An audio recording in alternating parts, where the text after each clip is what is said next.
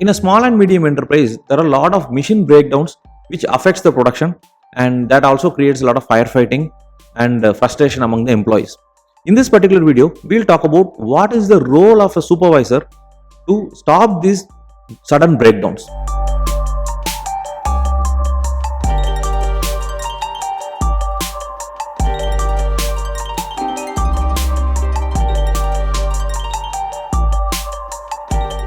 Hi, welcome to Kaizen Club. This is Anant, your trusted lean manufacturing implementation partner. And in this video, we'll talk about what are the roles for supervisors to reduce the breakdowns. Come, let's get started.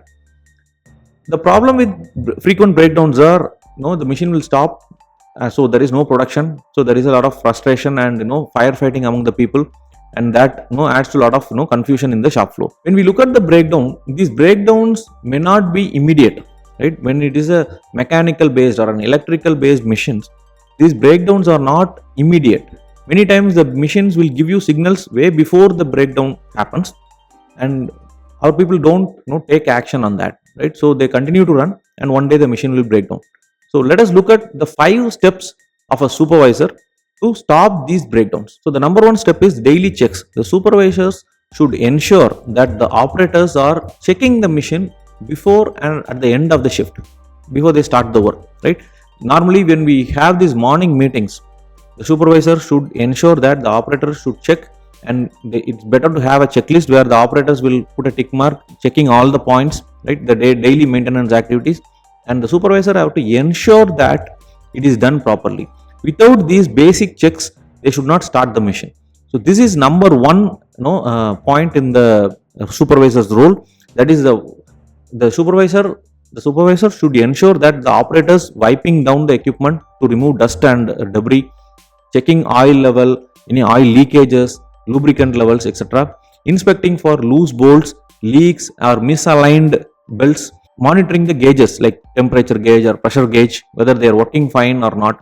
So these points are required every day. So the supervisor should ensure that. That is the first point, daily checks. The second point is listening to machines.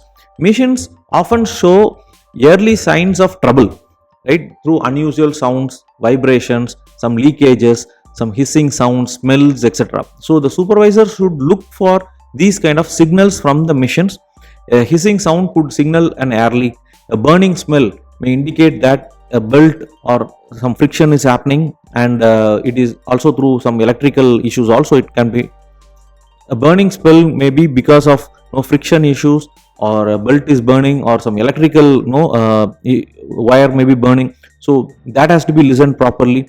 A sudden vibration may mean some part has loosened or kind of dismantled. So these kind of things have to be understood or listened by the supervisor. Right? When we look at these early deductions, we can prevent a big breakdown. And the third point is following checklist. This also connects to the first point. The first point is about daily checks. The checklist is the supervisor should ensure that each and every machine should have a daily maintenance checklist or an autonomous checklist, where the operators will ensure that all these points are checked and put a tick mark. Right? That checklist should have daily, weekly and monthly checkpoints, things which can be done by the operators. These are all not the points which are done by the maintenance people. They will have a separate checklist for preventive maintenance. This is autonomous maintenance which is done by the operators. So for example, daily cleaning the machine, right, inspection of belts and the moving parts like chains and other areas, filters, right, and monthly checks for calibration and safety sensors. So these are all things which are very, very essential. That's called a checklist. And then the fourth point is reporting yearly. This is also connected to the second point, which is listening to the machines. Right? Most of the mechanical and electrical based machineries, they will give signals. So it's up to the supervisor to listen for these early inputs and report them to the management yearly and take corrective and preventive action so that it does not lead to a bigger breakdown. Even minor noises, minor issues should be recorded and communicated to the maintenance team and to the management. Set up a simple logbook or a digital system to track these particular issues and fix them immediately, right? And the fifth one is involving the operator. the supervisor should involve the operators, because operators are the people who are working with the machine for the entire shift, right? They know more than the supervisor in terms of the machine's operation, the entire working of the machine, the moving parts, etc. The operators know because they are spending more time with the machine. So whenever there is an issue, the supervisors can involve the operators, ask them to report the issue, ask them for suggestions, right? And you can ask what problems they notice regularly. Are these issues recurring? What problems can be done to make their job easier, like that, so that people can eliminate these dangerous or breakdowns. The supervisor should act like a bridge between the maintenance team and the operators, and we have to get the inputs from the operators to have a breakdown free mission, right? And this is what is also emphasized in the Toyota production system, where they say the operator should be valued. Each and every team member should be valued, respect for the people, right? All these things need to be implemented in the shop floor, right? When you involve operators, not only just for the production asking for the numbers, but regarding maintenance also we can involve the operators.